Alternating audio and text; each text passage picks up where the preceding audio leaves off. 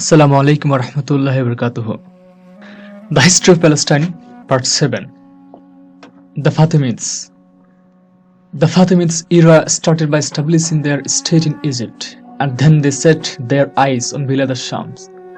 They succeeded in extending their realm to Syria by an army led by Johor al-Siddiqi during the region of the Fatimid Caliphate al-Muizz lid-Dinillah. The period was marked by internal disability and wars, owing to both internal and external factors, most important of which is that the Fatimid state was founded on Shia basis, contrary to the sect that was prevalent then in Syria.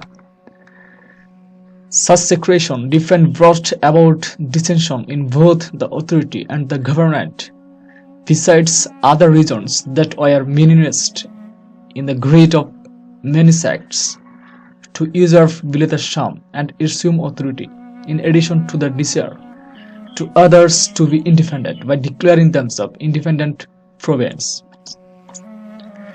The Seljuk state, the Turkish people known as Seljuk, started to snake towards the north of Iraq and Syria in 1067 AD. They are not of the same descent as the Arabic clans in Bilad al-Shams, but they were rather from Turkestan, who were new to Islam. They mingled with the people of Syria, and soon they became the rulers and the army. Thus they undertook the responsibility of defending the country against the Europeans and Mongol for around 4 centuries. They forced their dominion on the region by military power till the beginning of the 20th century. Europeans. The period of the Crusaders extended from the year 1095 till 1291, which were military expeditions launched against many targets in the east. The first Crusade began after the proclamation by the Pope Urban II at Clemente in the year 1095, where he argued for the weakness of the Crusaders, saying, "Christ commands it." Thus the first Crusades had been mounted to dominate basic under ideological slogans in order to lay hands on the sacred places in the east, the birthplace of Christianity. The Pope demanded that when the Western Catholic Church had the central role in the Crusades, it would be able to occupy the autocratic post in the east, whether from the political or religious aspect, as with the case in the West. The 11th century witnessed a religious renaissance on a wide scale, especially among public classes who had harbored the idea of the Crusaders. For when the call for launching this military expedition under the flag of the cross began, it found a great approval from these classes. As for the people, their power increased during that century, and especially during the period of Pope George VI, VII, and after him Pope Urban II, who consolidated the power of the Church and saw in the Crusaders a way to strengthen more the sway of the Church, besides answering the demand of the Byzantine Emperor, who dispatched asking for their help after feeling danger besides in his metropolis and his inability to ward off the hazard of losing the sacred places to the Arabs. Thus Europe during the 11th century was prepared both spiritually and physically to accept the idea of the Crusaders. Owing to the dire social situation, population increase, and the nature of the agricultural land, in addition to the natural disasters and epidemics, not to mention greed, all these factors aided to instill the idea of the Crusaders. The first Crusades took place when the Byzantine Emperor asked for military aid in the form for a military army to defend his metropolis.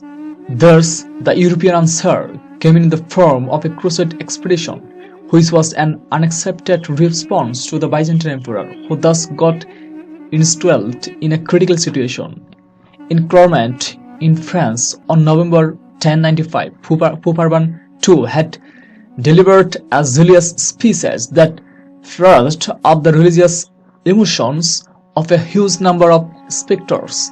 Thus, before such huge congregations, he called for carrying the weapon in defense of the Christians in the East who were oppressed, and in order to deliver Al-Qiyamah, Sirs and Eastern Christianity generally. Thereupon all shouted, "Christ commands it," and they thronged around the Pope to express their approval and support.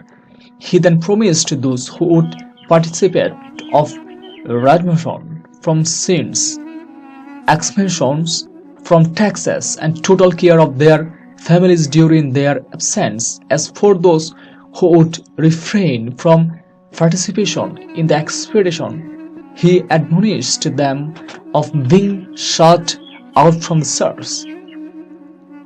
Zeal for this campaign spread from France till it reached the rest of the European countries. The idea of mounting a crusade was strange to the Byzantine whatever, on the level of the elite or the commoners, for they only were thinking of how to ward off the Seljuk danger, and they regarded the Crusaders with suspicions, and saw in them a group of barbars of the same sort as the Seljuk who were threatening the East. When the First Crusade campaign approached Constantine under the leadership of the monk Peter, its bad reputation had preceded it all along the way from France till Constantine.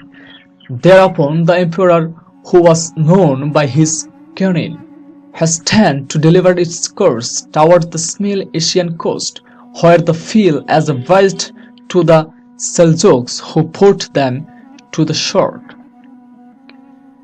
After the first scenes of the Crusaders' army under the leadership of Monk Peter, in the summer of 1096, mobilizations for the First Crusade began in the west of Europe, which was the biggest army under joint leadership.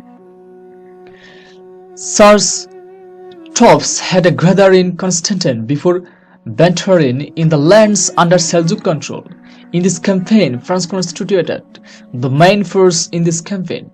War against the Seljuk began was with insustainable participation from the Byzantine army. The Crusade troops started to besiege and occupy provinces that fell one after the other. They then proceeded northward to Palestine, where they took over Maghreb Noman Cave, and committed in it a huge measures. Then on their way to other coast, they laid hold of other districts. After fortifying their post in Sur Akri, they headed to Jerusalem and the other sanctified place.